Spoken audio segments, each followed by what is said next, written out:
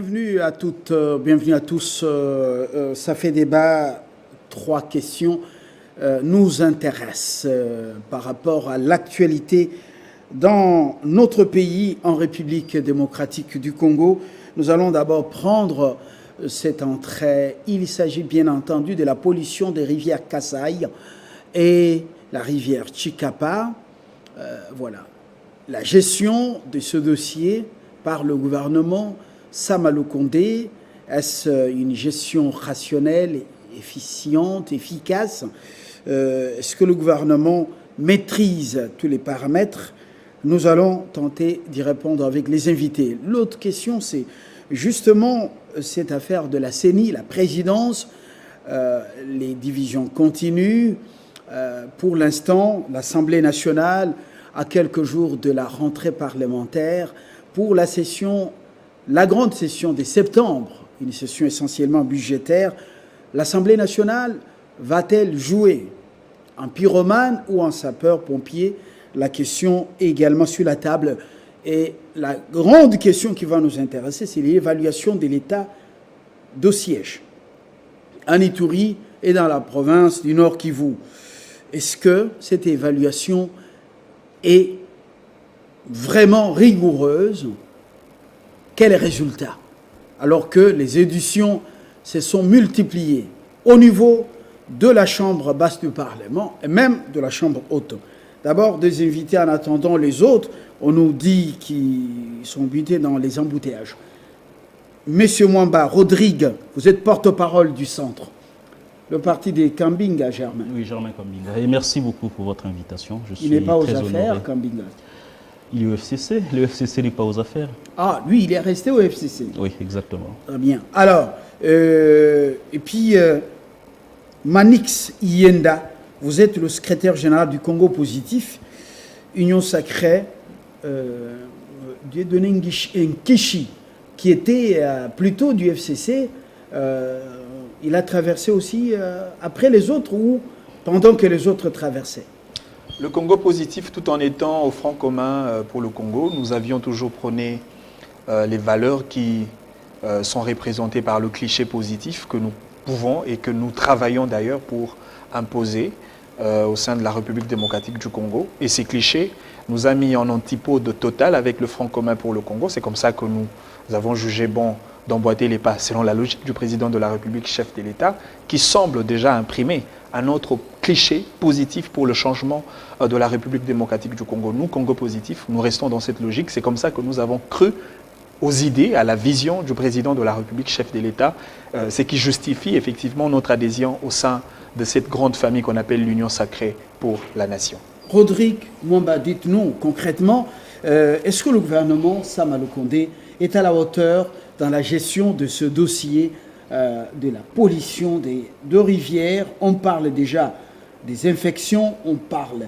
de la disparition, plutôt la disparition de beaucoup de poissons, même les gros poissons, dans ces 2 rivières, avec tous les risques que Kinshasa court, parce que c'est parmi les affluents du fleuve Congo, et éventuellement les déplacements de la vice-premier ministre en charge de l'environnement, développement durable dans le coin Chikapa. Est-ce que c'est une gestion qui montre que le gouvernement est à la hauteur?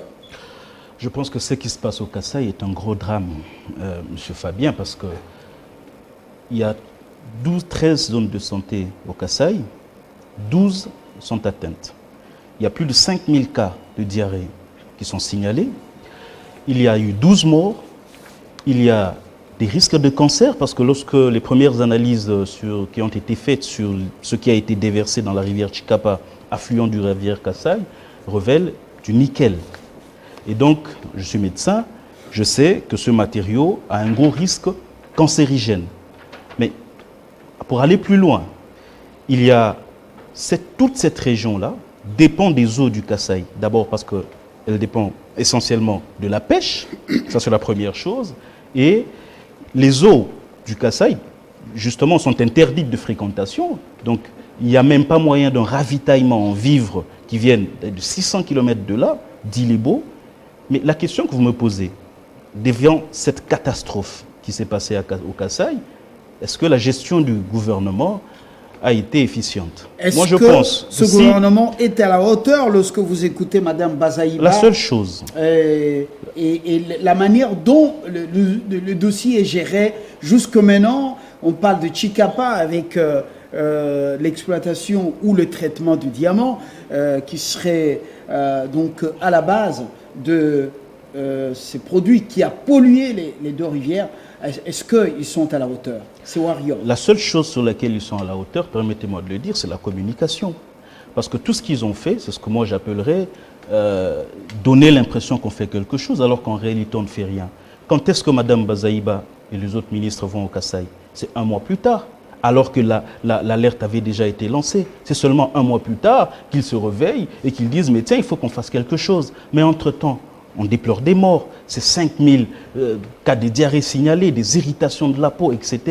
Et lorsqu'ils vont au Kasaï, excusez-moi, mais c'est pour se faire filmer et pour montrer les images qu'on est en train de faire quelque chose. Parce que sur terrain, lorsque vous parlez avec ceux qui sont sur terrain, il n'y a aucune assistance qui est apportée aux populations, d'abord en termes de vivres, parce que tous les poissons, vous dites beaucoup de poissons, mais ceux qui sont là disent que tous les poissons, en tout cas dans ce tronçon-là de la rivière Kasaï, sont morts. Pourtant, toutes les populations riveraines qui vivent de la pêche sont privées de vivre.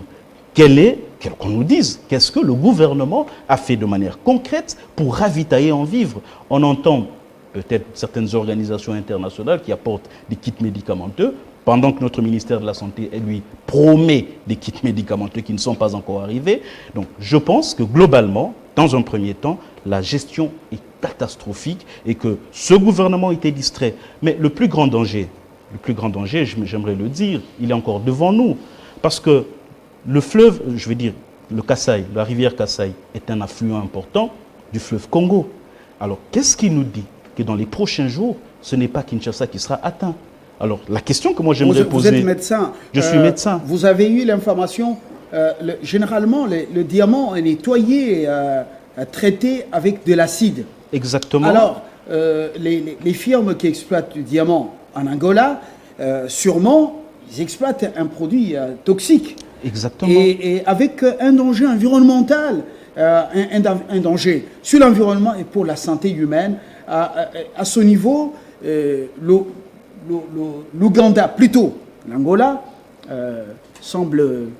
n'est pas endosser ses responsabilités. J'en viens par rapport à la responsabilité de l'Angola. Mais vous avez évoqué une question importante parce que les résidus de nettoyage des diamants, il y a parmi ces résidus le nickel, qui est un produit très cancérigène. Donc il y a à long terme un fort risque de cancers qui vont se développer dans toutes ces régions-là. Mais la question qu'il faut poser, parce que nous sommes à Kinshasa et que les Kinois doivent le savoir, qu'est-ce que le gouvernement fait pour prévoir la même catastrophe au travers du fleuve pour Kinshasa? Il n'y a rien qui est prévu. Ce gouvernement est dans la réaction, ni dans l'anticipation, ni dans l'action. Monsieur Yenda, le gouvernement des Warriors, issu de l'union sacrée de la nation, vous suivez, on parle d'une gestion catastrophique. Le seul exploit, selon Mwamba, c'est donc de communiquer dans un décor formidable, avec une approche qui sort de l'ordinaire. Il communique quand même, et au-delà, c'est la gestion catastrophique. C'est un médecin qui parle. Monsieur Yenda. Moi, je pense que... À la défensive ou à l'offensive? Non, nous ne faisons pas la politique forcément à la défensive, parce que la politique que nous faisons aujourd'hui, nous le considérons comme un sacerdoce. Et si nous avions accepté effectivement d'adhérer à la vision du chef de l'État, ce n'était pas pour accompagner les chefs de l'État dans des erreurs. Je vous ai parlé tout au prologue de mon intervention que nous sommes venus pour proposer des nouveaux paradigmes.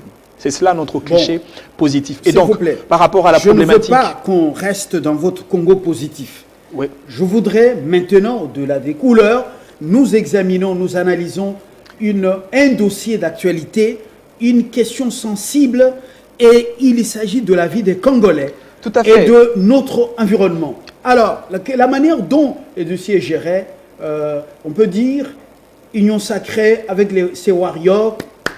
Bravo. Effectivement, je voudrais d'entre deux jeux extirper un peu cette posture de l'union sacrée. Ce n'est pas parce qu'on est dans l'union sacrée qu'on doit à tout prix appuyer ou encourager même les actions les plus négatives. C'est comme ça que je suis en train de vous parler d'un sens des responsabilités en tant qu'acteur politique. C'est vrai, j'emboîte les pas à la logique de mon co-débatteur qui a déploré effectivement, oui, la gestion est catastrophique parce qu'il y a de Congolais vous dites la gestion est catastrophique. Mais Monsieur Fabien Lumbala, nous avons tous comme dénominateur commun la République démocratique du Congo. Nous avons tous le lien qui s'attache effectivement à ces peuples du Kasaï Chikapa qui aujourd'hui est victime de cette situation la plus malheureuse. Et donc je ne vois pas la raison qui m'épousserait effectivement à jouer à la défensive simplement parce que j'appartiens à un camp politique X ou Y. Nous, ce que nous pouvons dire en tant que parti politique, nous lançons une alerte d'alarme et nous demandons effectivement au gouvernement de pouvoir prendre de mesures sérieuses pour décompter cette situation. Quelle mesure, par exemple? Non, mais vous savez, proposez quoi? Il y a tout un département du gouvernement. Il y a le ministère de l'Environnement qui devra s'appuyer. Il y a le président de la République en tant que commanditaire de l'État qui doit s'appuyer sur cette question. D'abord parce qu'il y a le cas de mort.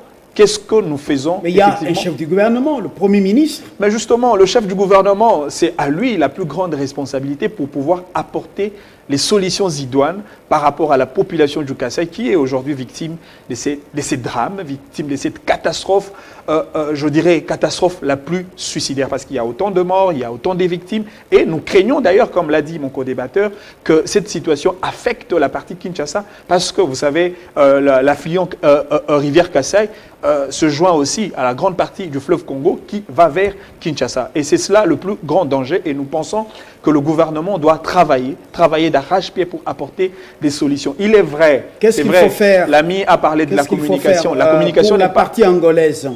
Non mais vous savez quand il s'agit... Ça c'est la gestion des conséquences au niveau du pays.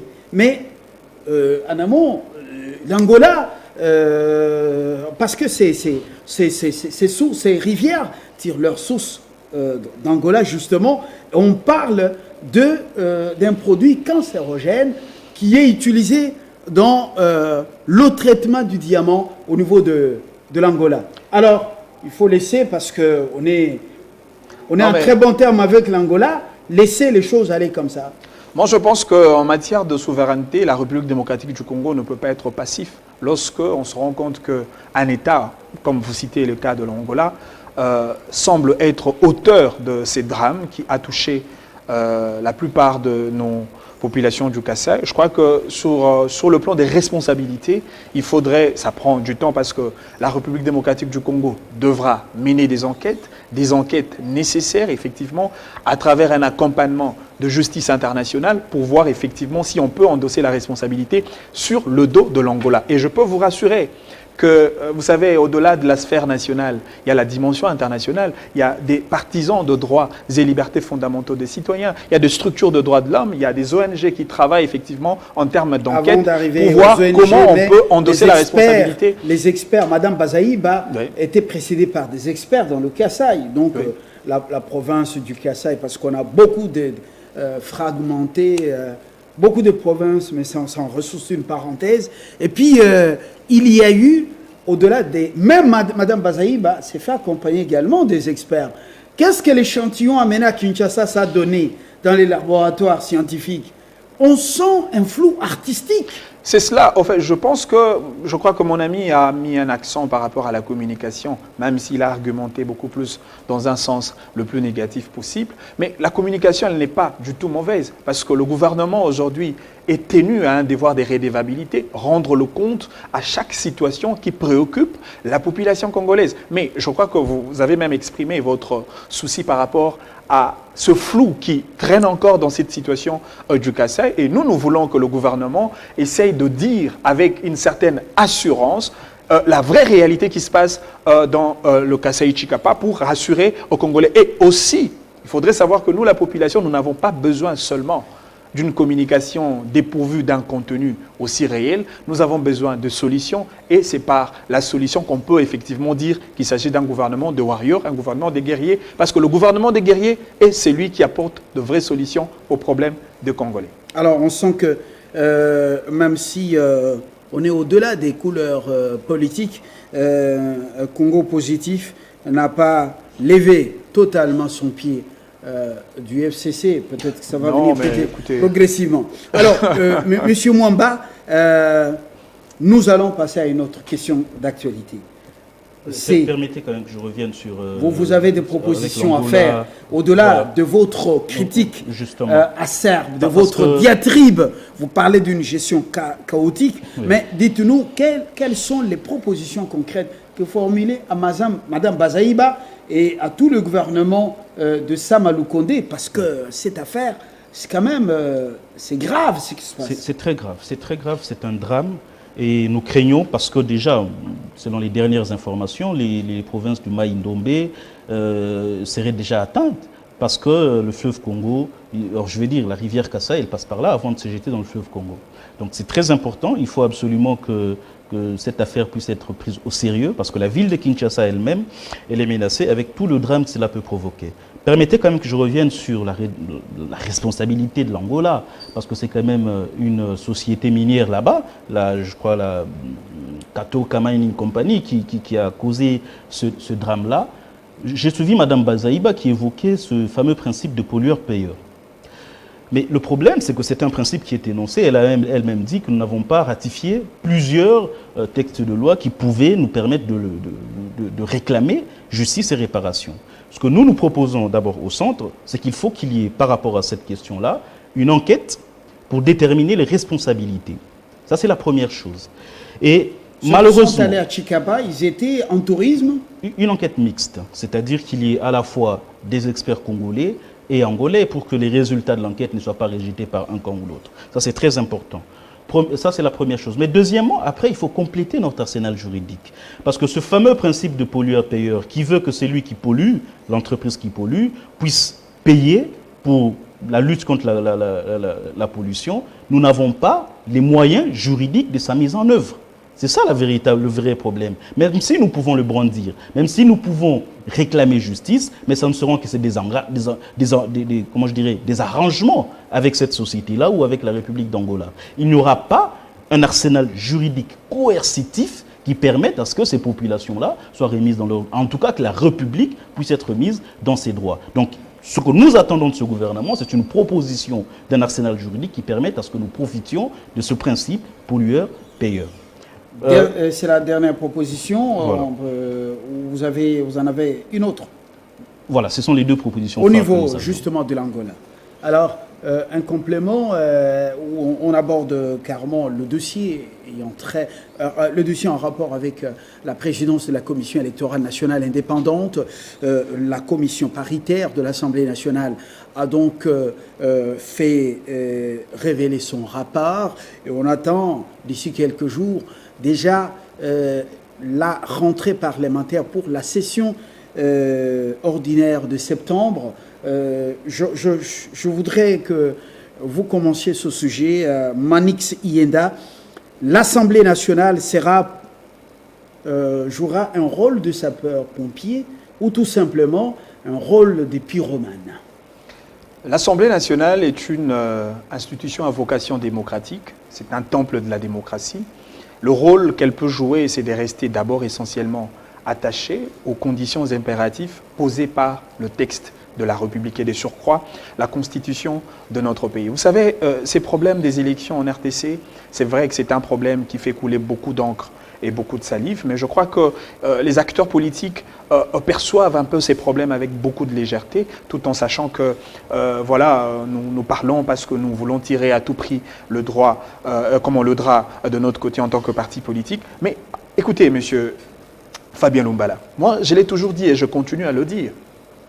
Le plus grand problème aujourd'hui se pose au niveau des caprices exprimés par les confessions religieuses. Parce que c'est les confessions religieuses qui sont pratiquement partie prenante et qui doivent nous apporter effectivement des solutions pour avoir un président de la CENI responsable et capable d'organiser les vraies élections selon les attentes de toute la population congolaise. Il s'agit des élections crédibles, transparentes, participatives, et etc. Mais regardons l'attitude des confessions religieuses face aux exigences posées par la charte qui les régule en tant qu'organe qui doit participer dans le processus électoral, qui doit participer comme arbitre dans la compétition électorale qui regroupe les acteurs politiques de toutes tendances confondues. Il s'agit d'une attitude d'irresponsabilité face effectivement aux besoins de la République. Irresponsabilité de la part des confessions religieuses. C'est ce que nous déplorons en tant que parti politique. Parce que quand vous regardez même dans la charte qui est censée réguler cet organe, la confession religieuse, vous allez vous rendre compte qu'il y a autant de valeurs prônées dans l'article 8 de leur charte. On parle de l'intégrité, on parle de la démocratie, on parle de l'honnêteté, on parle de la réconciliation, on parle d'autant des valeurs que le prélat, berger, pasteur devraient effectivement ancrer dans leur comportement en tant que responsable des églises. Vous êtes en train de moraliser la composante confession religieuse, en général la société civile. Maintenant, nous allons à la praxis.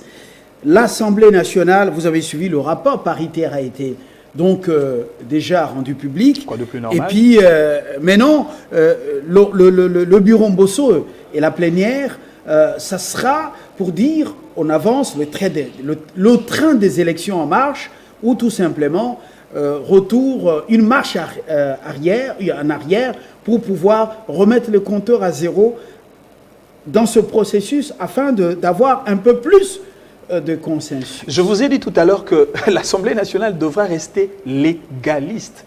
Attention, l'Assemblée nationale, ça signifie l'Assemblée nationale dans tout acte qu'elle prendra en tant qu'organe censé promouvoir les valeurs démocratiques dans notre pays doit rester dans le respect absolu de texte de la République. Si l'Assemblée nationale a créé une commission spéciale qu'on appelle aujourd'hui la commission paritaire pour travailler effectivement sur ce dossier, mais quel est le rôle de la commission paritaire? N'est-ce pas celui de voir si les règles établies sont respectées par les confessions religieuses? Et l'Assemblée nationale, sur ce point-là, n'aura qu'à exercer son pouvoir d'entérinement par rapport au rapport qui lui a été proposé par la commission paritaire. Et je pense que la commission paritaire a tranché tout en tenant compte d'un certain nombre de dispositions prévues et dans la charte, mais aussi de la loi organique qui organise la CENI. C'est cela la plus grande problématique. Parce qu'aujourd'hui, quand vous regardez l'organe confession religieuse, vous allez vous rendre compte que les gens sont divisés, non pas par rapport aux prescrits de la loi, mais par rapport aux caprices de tout un chacun. Et vous savez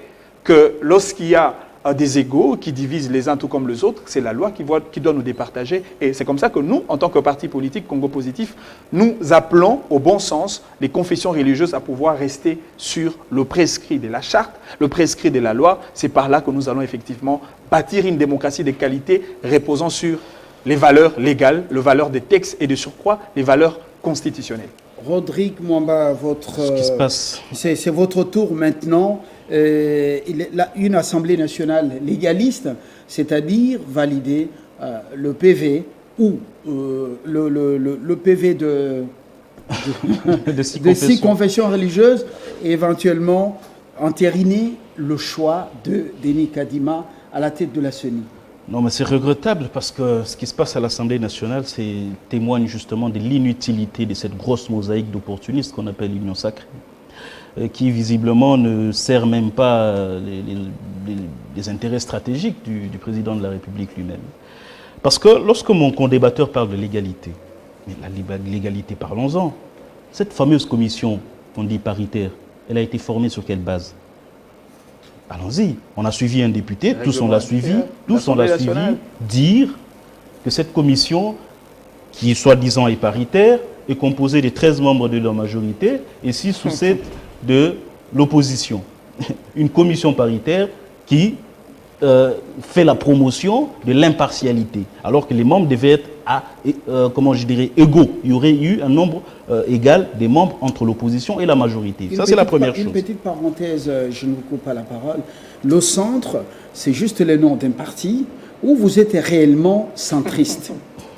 Le centre, comme le nom, dénomination d'un parti, où vous êtes réellement au centre, tout en restant au FCC. Merci de me donner cette occasion, parce que je l'attendais. Il faut à la fois expliquer à ceux qui nous suivent, pour qu'ils comprennent. C'est à tort qu'on a toujours pensé que le centre, c'était le centre de tous les partis politiques. Qu'on ne devrait pas avoir de coloration, qu'on devrait être le centre géométrique des autres. Non, le centre, c'est une idéologie.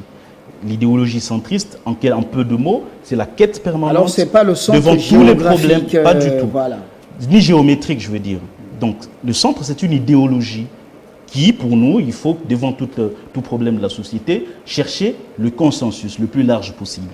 Et le centre, comme partout ailleurs où il existe le centre dans le monde, on peut faire des alliances avec des partis politiques. Voilà, on revient au sujet. Donc, déjà, la constitution même de cette fameuse commission paritaire est illégale. Ça, c'est la première chose. Elle est illégale. Pourquoi ? Je l'ai déjà dit, elle n'est pas du tout paritaire, parce qu'il y a plus des gens de la majorité que des gens de l'opposition. Deuxièmement, quand est-ce qu'elle est formée, cette commission paritaire ? Elle est formée selon la loi, la même loi que nous récusons, la loi organique organisant la CENI, qui dit que cette commission est mise en place lorsque les procès-verbaux, n'est-ce pas, des désignations des membres de la CENI leur parviennent. À ce jour-ci, nous contestons qu'il y ait eu, en tout cas, le procès-verbal des confessions religieuses, parce que c'est une partie, parce qu'il y a eu 2 procès-verbaux, un procès-verbal qui signé par les 8 confessions religieuses, qui faisait état qui n'ont pas trouvé de consensus, et un autre partiel de 6 confessions religieuses qui faisait état du nom d'un candidat, contre lequel d'ailleurs nous ne reprochons rien. Ça, c'est la première chose. Mais il y a l'opposition. Le FCC et la MOUCA n'ont pas envoyé les procès-verbaux. Même ensemble qui, pratiquement, dans leur propre majorité, auraient dû envoyer des gens, a refusé de déléguer des gens. Au nom de quoi, légalement, cette commission est-elle constituée? Premièrement, elle est elle-même totalement illégale. Et toutes les résolutions qu'elle prendra seront tout à fait illégaux. Mais c'est ça la caractéristique de ce régime de l'Union sacrée. C'est de marcher sur les lois de la République, c'est de marcher sur la Constitution. Parce que finalement, le but qui est poursuivi, et ça les Congolais doivent le savoir, l'enjeu qu'il y a ici, c'est la transparence des élections de 2023. Ce que nous disons, ce n'est pas pour bloquer la machine, mais ce que nous disons, c'est que l'enjeu principal qu'il y a en 2023, ce n'est pas l'alternance, on l'a déjà vécu. Vous cherchez un ange quand même. L'enjeu principal. Vous cherchez un ange à la tête de la CENI. Pas un ange, mais des garde-fous. Quand vous séchez pas un ange. La politique de la chaise vide, il ne s'agit pas. Est-ce que ça va vous profiter? Il ne s'agit pas des personnes. Il ne s'agit nullement des personnes. Moi, je l'ai dit, M. Kadima, on n'a rien contre lui. Son CV est éloquent. Mais le problème, c'est le consensus autour de cette personne. Lorsqu'il y a des soupçons, qu'il y aurait des menaces, qu'il y aurait une intervention du pouvoir pour pouvoir désigner M. Kadima comme président de la CENI, c'est à prendre au sérieux. Et ce que nous demandons, et ça c'est un appel que nous lançons au chef de l'État en tant que garant du bon fonctionnement des institutions, il ne faudrait pas du tout laisser la République aller dans cette sorte de passage en force que veut faire l'Union sacrée. Le Congo et les élections sont un moment extrêmement important, mais aussi un moment d'acutisation de tous les foyers de tension dormants que nous avons dans ce pays. Il faudrait que nous les abordions dans un climat apaisé. Pour les aborder dans un climat apaisé, tout le monde doit voir dans la même direction. Manix. Ben, écoutez, monsieur Fabien Lombala, vous allez ramasser toutes les préoccupations qu'il a soulevées. Oui, je reviens sur certaines incongruités que j'ai entendues. Malheureusement, je comprends. Mon ami, il s'est présenté comme un médecin, mais malheureusement, il veut prendre le luxe de nager dans un bain qui nécessite effectivement de la lecture de gens qui savent interpréter les dispositions de nos textes, les dispositions légales et de surcroît les dispositions de la Constitution. J'ai lui entendu, il dit que voilà, la commission paritaire a été constituée sur base de l'illégalité et il a poussé son argumentaire. Écoutez, mon frère, va lire la loi qui organise la CENI. D'abord, je vous informe que cette loi a une nature organique, c'est une loi organique. Et en droit constitutionnel, lorsqu'on parle d'une loi organique, il s'agit d'un texte qui d'abord est soumis par un contrôle de constitutionnalité a priori. Ce qui veut dire que cette loi ne peut pas être mise en œuvre sans qu'il passe par un contrôle de juge de la Cour constitutionnelle. Qui dit la loi organique sur la CENI, c'est ce qui est dit dans la Constitution. Ça, c'est d'abord au niveau de l'esprit constitutionnel. Ça, c'est la première de choses. La deuxième de choses, parce qu'on parle d'une loi qui a subi toutes les démarches législatives possibles. La loi qui est d'abord venue sur base d'une proposition ou un projet de loi, ça dépend de sa source de provenance.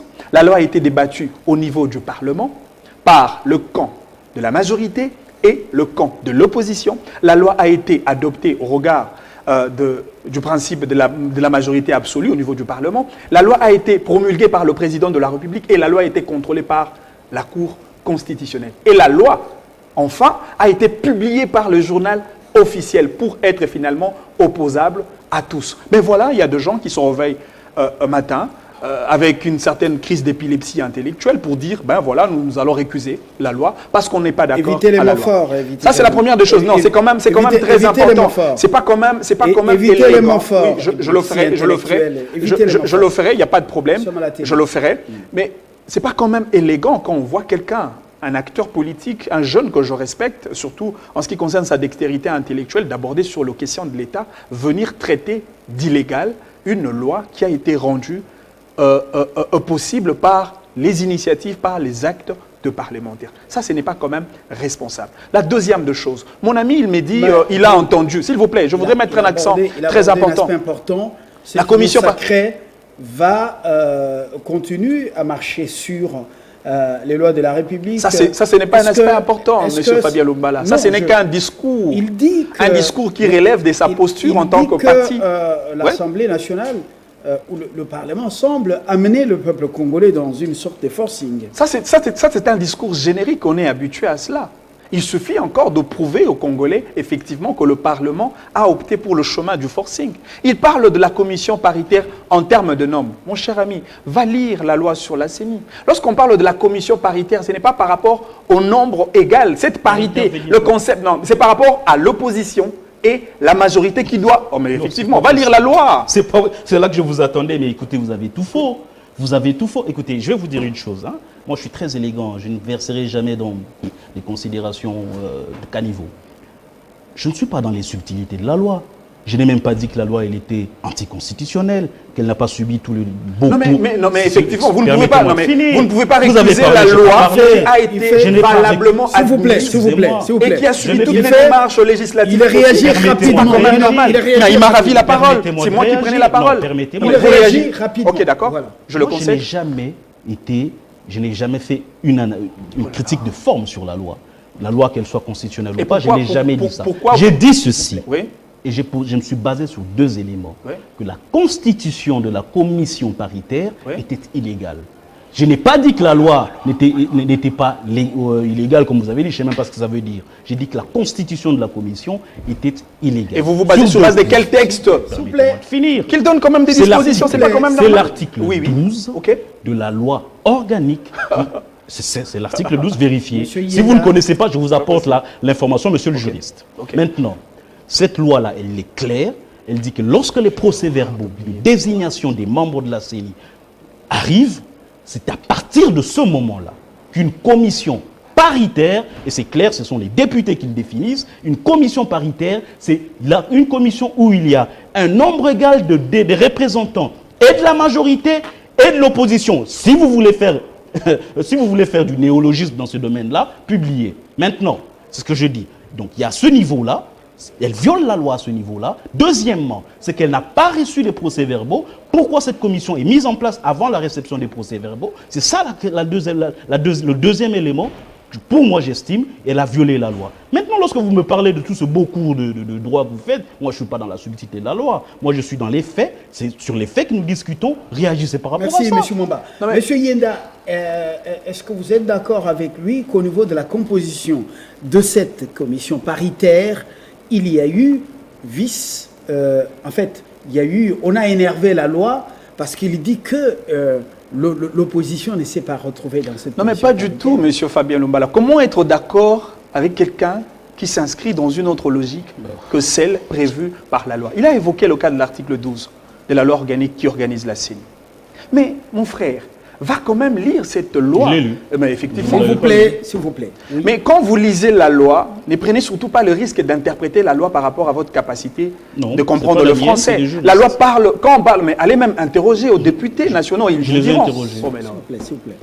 Mais j'ai l'impression que mon ami Monsieur Yenda, continuez. Mon ami, ses filles, effectivement, oui, je continue. Mon ami, ses filles, il fonde sa conviction politique par rapport aux lésandis de certains acteurs politiques. Je suis politique et nous devons assumer ce que nous disons par rapport à comment nous devons édifier notre peuple. Lorsqu'on parle de la commission paritaire, ce n'est pas par rapport au nombre, cher ami. C'est par rapport aux deux regroupements. Aux deux regroupements considérés comme organes, membres au sein de l'Assemblée nationale. Il s'agit de la majorité et il s'agit de l'opposition. Ça, c'est un aspect. Par rapport au regroupement opposition. L'opposition a fait partie de la commission. Non, mais il s'agit de quelle opposition? Vous savez que dans notre pays, l'opposition est une réalité plurielle. Ah oui? Monsieur, Non, c'est pas vrai. S'il vous plaît, monsieur Mwamba, attendez votre tour. L'opposition est une réalité plurielle dans la mesure où l'opposition regroupe autant de partis politiques, autant d'acteurs politiques qui se reconnaissent comme membres au sein de l'opposition. Mais il s'agit de qui devrait faire partie de cette commission paritaire. Est-ce d'une opposition qui se reconnaît pas comme une opposition républicaine, qui dit opposition républicaine, c'est-à-dire une opposition qui reste respectueuse par rapport aux dispositions de la loi, ou encore une opposition qui se reconnaît en tant que résistante contre toutes les décisions et dispositions prévues par nos lois et la Constitution de la République. Ça, c'est un problème. C'est comme ça que je vois Martin Fayulu comme quelqu'un qui déjà s'écarte du jeu démocratique, du jeu de la CENI, parce que lui ne se reconnaît pas comme un opposant républicain, et plutôt un simple résistant. Deuxièmement, il s'agit de quelle opposition qui prendra part à cette commission parlementaire aussi longtemps que le Front commun pour le Congo a lancé son communiqué officiel qu'il n'enverra pas ses délégués pour faire partie justement de cette commission électorale nationale indépendante. Et donc, aujourd'hui, on constate que dans cette commission, oui, l'absence est déjà consommée, en même temps de la Mouka, de l'ESID, Martin Fayulu, Adolphe Mozitu, et en même temps de Joseph Kabila avec son camp, du Front commun pour le Congo. Et donc, s'il faudrait tenir compte de cette opposition qui va composer effectivement la commission paritaire, c'est cette opposition qui viendra manifestement avec son engagement et qui va nous le dire, ce sont justement les gens qui composent la direction de cette commission paritaire, et on va constater effectivement la présence d'un certain nombre d'opposants dans cette commission, et les rapports qui sera lu et présenté dans le bureau de l'Assemblée nationale, c'est ce rapport qui sera validé. Parce qu'on constate que l'opposition a bien pris part dans cette commission paritaire. Merci, M. Yenda. M. Mwamba, dites-nous, le président de la République n'a pas reçu catholiques et protestants. Dernièrement, les laïcs catholiques ont même agité une menace pour se retirer du processus. À l'Assemblée nationale, on semble être dans un schéma de non-retour. Les orthodoxes, sauf changement des dernières minutes, ce week-end ou la semaine prochaine, pourront également se prononcer sur le cas Ansapou, Paul, parce que c'est leur candidat. En Kamba, le chef spirituel de l'église kimbanguiste s'est déjà prononcé, et sans embâche, Kadima dénie et le choix des kimbanguistes, et même de 5 confessions religieuses. Ça fait au total 6. Nous allons dans quel schéma? Si, à l'Assemblée nationale, c'est donc le train en marche. On n'attend pas des gens dans une gare centrale. Alors dites-nous, vous allez être absent à ce processus électoral ou vous allez joindre ce processus en cours, moyennant des négociations?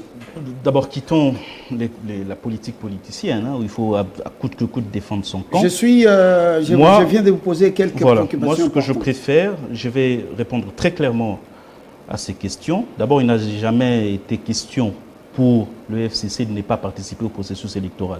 Ça, c'est la première chose. Mais je crois que l'opinion retiendra que jamais, dans l'histoire de ce pays, le processus de désignation des membres de la CENI n'a été incomplet. Jamais. Depuis la CEI jusqu'à la transformation de la CENI en 2011, puis en 2018, jamais ce que nous connaissons aujourd'hui n'a jamais été connu, où nous avons des délégués de la CENI qui sont manquants. Je mets mon co-débatteur au défi, qu'il m'en donne l'exemple. Il n'y en a pas. Ça, c'est la première chose. Cela témoigne tout simplement, je le dis ici, que c'est la volonté de cette union sacrée qui, de notre avis, nous avons l'impression qu'ils ont déjà inféodé la Cour constitutionnelle et qu'il est important, nous ne comprenons pas leur précipitation. Nous sommes à près de 30 mois des élections de 2023. Je rappelle ici, parce qu'ils brandissent l'argument de temps, pour justifier leur précipitation. Mais nous leur disons, le pasteur Ngoyi Mulunda, il a organisé les élections en 2011. En 8 mois, on en a encore près de 30. Pourquoi cette précipitation? Mais l'objectif est simple, et ça les Congolais doivent le savoir. C'est l'inféodation de la CENI. C'est ce que nous disons. Nous ne voulons pas d'une CENI, ou bien aller aux élections, avec un camp politique qui considère que ce pouvoir-là, c'est pour lui. Non, monsieur, le pouvoir, il est le pouvoir du peuple. Et ce que nous voulons, c'est que si le Congolais, en 2023, décide qu'il vous retire ce pouvoir, que la personne qui sera à la tête de la CENI puisse proclamer les vrais résultats. Nous ne voulons pas des résultats où on vous dit les résultats bureau de vote n'existent pas. Allez, il n'y a rien à voir circuler. Où on vous dit, bon, c'est les résultats des flash disques, alors que le scrutin était censé ne pas être électronique. Il n'y a rien à voir circuler. Non, monsieur. Nous voulons la transparence en 2023. Même si nous perdons les élections, mais nous devons les perdre avec le sentiment de les avoir réellement perdus. Nous ne voulons pas les perdre parce qu'il y a des gens au pouvoir qui ont hypothéqué la CENI et le vote du peuple. C'est ça notre position. C'est pourquoi ce que nous disons, le président de la République, c'est le garant du bon fonctionnement de toutes les institutions. Et c'est à ce titre-là qu'à la même période de l'année passée, il a refusé d'entériner dans les mêmes conditions Ronsard Malonda, qui était aussi choisi par les 6 confessions religieuses. J'aimerais bien qu'ils disent que c'était bien et qu'à l'époque, il fallait que le chef de l'État puisse nommer Ronsard Malonda, parce que c'est les mêmes conditions. Les mêmes 6 confessions religieuses avaient signé un procès verbal qu'ils avaient déposé à l'Assemblée nationale et il n'est resté qu'au président de la République de nommer Ronsard Malonda. Cela n'était pas fait parce qu'il y avait justement à l'époque une contestation des mêmes confessions religieuses contestataires aujourd'hui, l'Église catholique et les CC. Alors, maintenant dites-moi, dans les mêmes conditions, si le chef de l'État laisse passer cela, qu'est-ce que le peuple doit en juger? Voilà, c'est ça la vraie question. Et c'est pourquoi nous appelons le chef de l'État à prendre la mesure de la question et de prendre des décisions dans le sens d'unir et de converger les vues des uns et des autres. Alors, parmi vos conditions, c'est Malonda, c'est retour au schéma Malonda, nous, ce que Kadima. Nous, ce que nous disons qu'il faut, non, on n'est pas, j'insiste, il faut voir le zèle avec lequel ils défendent ce Kadima. Nous, non, mais moi je ne défends pas Kadima. S'il vous plaît. Lorsqu'on parlait de Ronsard Malonda, nous avions dit que nous n'étions pas, en tout cas, c'est concerné. C'était l'affaire des confessions religieuses. Mais il faut voir la ardeur avec laquelle aujourd'hui l'Union sacrée défend Kadima. Nous ne sommes pas dans la défense ou en train de refuser ou de récuser les qualités de M. Kadima. Nous ne sommes pas là. Nous parlons des bases, des principes qui doivent être plutôt consensuels. Parce que c'est un jeu des élections. Et l'arbitre doit être neutre. Ce qui a manqué à la composante de confession religieuse, c'est les consensus ou l'unanimité. Ce que nous disons, c'est qu'il faut... écoutez, moi, je ne vais pas vraiment donner des leçons aux confessions religieuses. Je crois que tout ce qui a les dénonciations des uns et des autres sont éloquents. Il y en a qui disent que les catholiques et les autres sont dans la démarche de défense de la Mouka. Les autres disent que c'est le pouvoir qui instrumentalise les 6 autres. Ben, écoutez, il y a suffisamment de matière pour que nous puissions voir qu'il y a un ça ne va pas. Et qu'il faille plutôt converger, non pas vers un forcing, mais vers un consensus. Alors, 1 minute, je vois que vous avez une réaction avant d'aborder notre dernière thématique. Nous allons à Ituri, nous allons au Nord Kivu pour parler de l'évaluation de cet état de siège. Beaucoup d'auditions, mais bien avant, Yenda. Merci beaucoup, M. Fabien Lumbala, parce que vous m'avez quand même permis à élaguer quelques malentendus que je viens de noter tout de suite, venant de mon co-débatteur, qui a parlé de l'inféodation de la Cour constitutionnelle, je ne sais pas par qui, par l'Union sacrée, par le président de la République ou par le gouvernement en place. Je ne voudrais pas qu'on fasse la politique à la maternelle où nous avions bloqué des termes et on veut à tout prix le brandir comme s'il s'agit des arguments le plus convaincants. Deuxièmement, il a parlé même de scrutin électronique, etc. Il a parlé de beaucoup de choses. Écoutez, mon ami, vous savez, le processus électoral dans chaque pays a des dimensions. Ce qui est encore beaucoup plus étonnant est que la première dimension du processus électoral consiste justement à la composition de la CENI, parce qu'on ne peut pas parler du processus électoral sans le président de la CENI, sans le membre du bureau de la CENI. Et à ce niveau-là, surtout que cet apanage est reconnu à l'exclusivité de la compétence des confessions religieuses, et les confessions religieuses n'arrivent pas à respecter la portée de l'article 17 de leur charte, qui parle de 2 possibilités. La première possibilité, il s'agit du consensus. Oui, effectivement, s'il n'y a pas consensus, la charte donne, et voire même la loi sur la CENI, donne la possibilité d'aller au vote. Vous savez, le plus grand problème de l'Église catholique et les CC, c'est ce que je considère même de la rébellion électorale, ce sont des gens qui se sont décidés de plein gré à violer la charte, à violer la loi sur la CENI. Pourquoi? Parce qu'ils savent que la règle de la majorité absolue n'est pas à leur faveur. Parce que même si nous allons au consensus, parce que qui dit consensus dit simplement l'accord des volontés d'une majorité des personnes dans un groupe qui votent sur une décision ou sur un individu X ou Y. Ils savent, même si nous allons vers le consensus, même si nous allons vers le vote, eh ben, cette loi de la majorité absolue sera à leur défaveur. C'est comme ça qu'ils cherchent à trouver un autre moyen que celui de la charte, que celui de la loi sur la CENI, que de rapprocher le président de la République, alors que le président de la République que vous citez, parce que, attention, il ne faudrait pas confondre le président de la République à celui du statut d'un chef de l'État. Le président de la République en tant qu'institution est limité, mais serait-ce que par le principe des séparations de pouvoir. Et à ce niveau-là, le président de la République nomme le président de la CENI sur base d'une ordonnance qui entérine simplement, ou qui investit après l'entérinement de l'Assemblée nationale. Et donc, il ne faudrait pas, à ces stades ici, inviter le président de la République à réagir en tant que régulateur, dans sa qualité des garants de bon fonctionnement des institutions de la République, dans un contexte où les confessions religieuses doivent trouver des solutions idoines entre eux.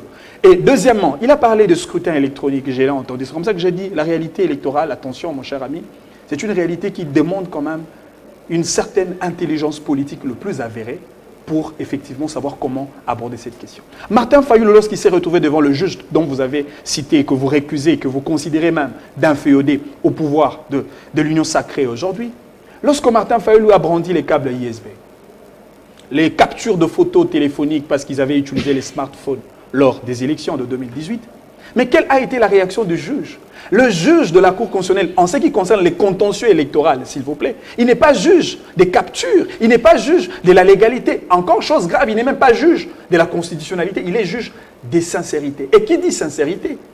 La sincérité atteste ou s'atteste à travers l'authenticité des procès-verbaux réels et dûment signés par la Commission électorale nationale indépendante. Et de surcroît, lorsqu'on parle des élections, il est vrai qu'on parle du contentieux électoral, et lorsqu'on parle du contentieux électoral, on parle de la preuve.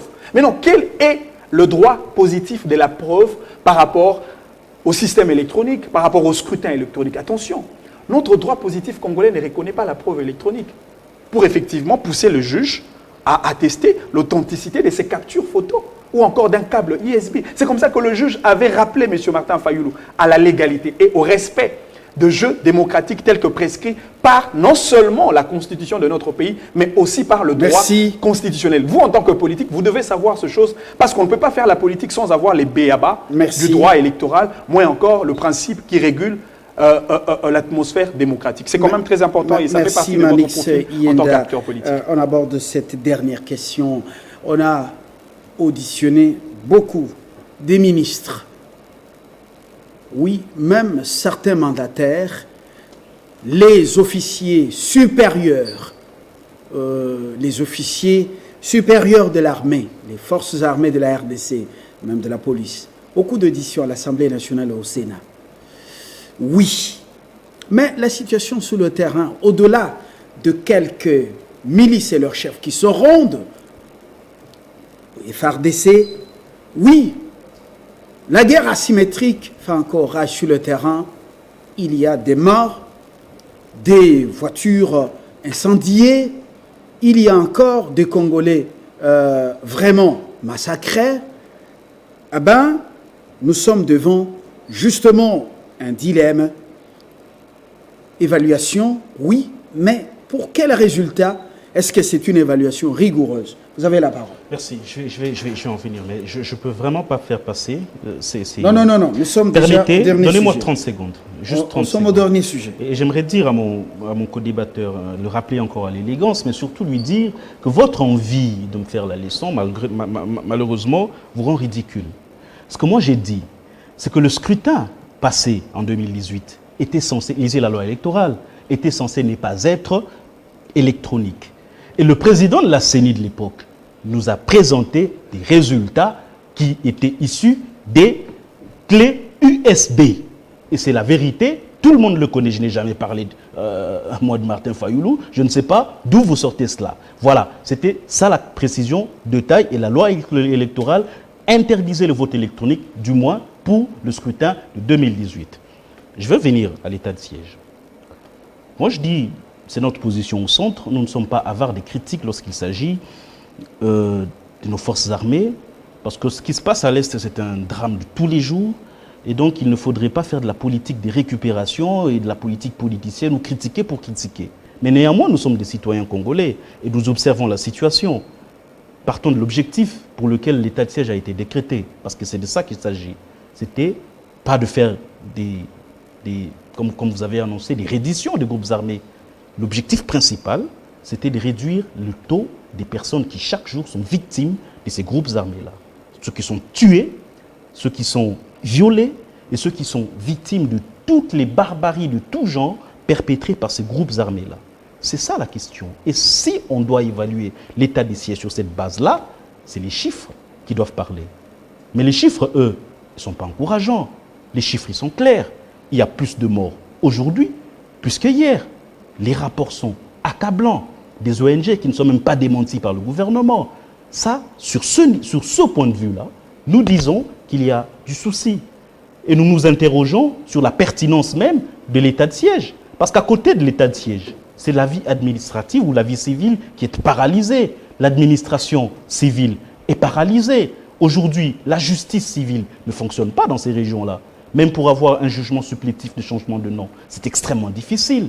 La vie est paralysée et nous nous posons des questions. Ce qu'ils aient fait à l'Assemblée nationale, après les auditions, on entend des rapports, on dit, bon, on note qu'il y a une bonne volonté. Mais excusez-moi, ce que les Congolais attendent, c'est des résultats, pas la bonne volonté. Ce que les Congolais attendent, c'est qu'il y ait moins de morts qu'avant, que ces groupes-là soient neutralisés. Il n'y a pas plus tard que 72 ou 48 heures, il y a une localité en Ituri, ou à Béni, je veux dire, qui a été reprise par les ADF, abandonnée par l'armée. Nous ne voulons pas rentrer dans ces critiques-là parce que nous sommes conscients des difficultés que vivent à la fois nos troupes, mais aussi nos populations de l'Est. Mais ce que nous disons, c'est que, encore une fois, trop de communication pour très peu de véritables résultats. Monsieur Yenda, est-ce qu'à votre humble avis, à part les auditions qui se font à Kinshasa, est-ce qu'il y a eu une vraie collaboration entre les commandants des opérations et les gouverneurs militaires? Nous parlons de deux provinces qui sont concernées par l'état de siège. Et ensuite, les informations obtenues auprès des ADF capturés et autres collabos congolais ou terroristes formés par ces Ougandais qui sont des Congolais, ces informations, est-ce qu'elles sont capitalisées par les services de renseignement? Par exemple, le renseignement militaire, l'ANR, est-ce que l'ennemi n'a pas les stratégies, par exemple, de nos forces armées? Nous réfléchissons à haute voix. Effectivement, je pense que tous ces éléments-là doivent être pris en compte, surtout pour un État sérieux. Je vous ai dit au début de mon intervention sur ce plateau, nous ne venons pas pour amadouer le gouvernement en place, amadouer le président de la République, surtout pas en ce qui concerne les questions d'ordre étatique, parce que nous avons tous comme dénominateur commun la République démocratique du Congo. Il est vrai, le président de la République l'a même reconnu, que le problème de l'insécurité à l'Est fait appel à beaucoup de réalités.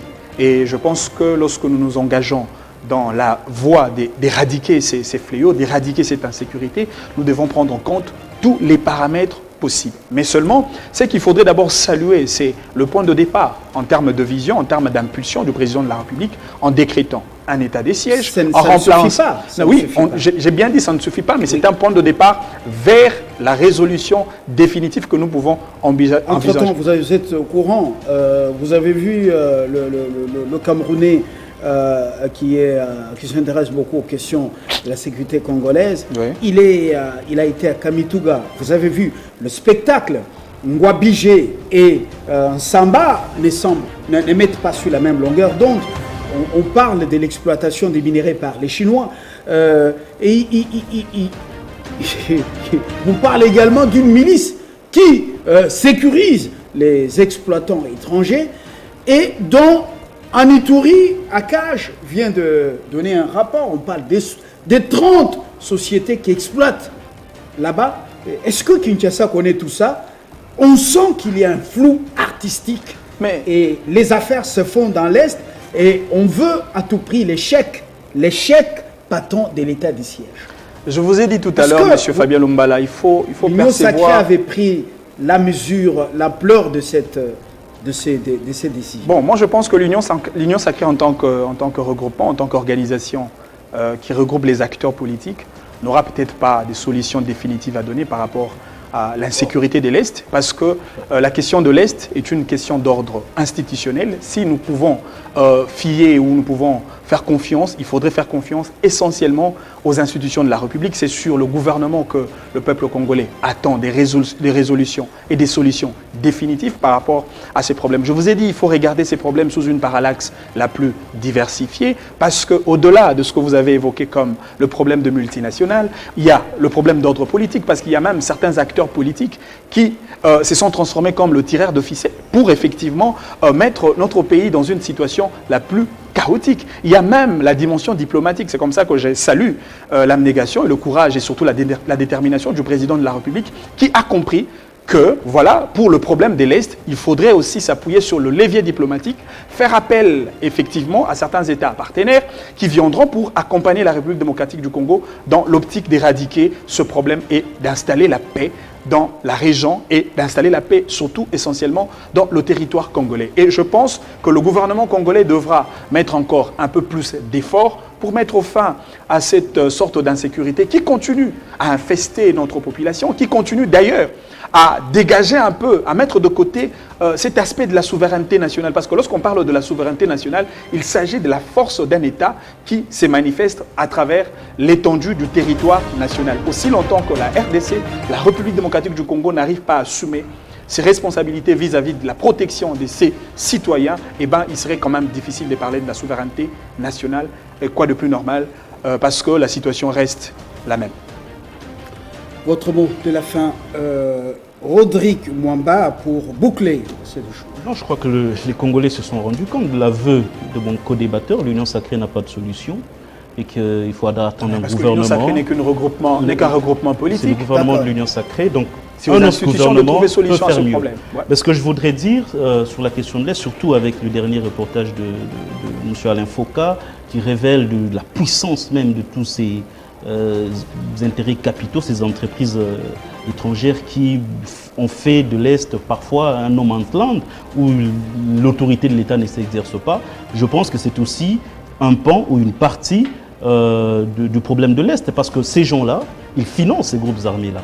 Et nous le disions depuis le départ, cette guerre qui devenait asymétrique après avoir vaincu Laurent Nkunda, après avoir vaincu le M23, nous avons commencé à dire que la guerre était asymétrique, que c'était du terrorisme. Eux, ils étaient dans l'opposition. Ils n'y croyaient pas. Nous sommes contents qu'au moins sur ce point de vue-là, nous sommes en train de nous rejoindre.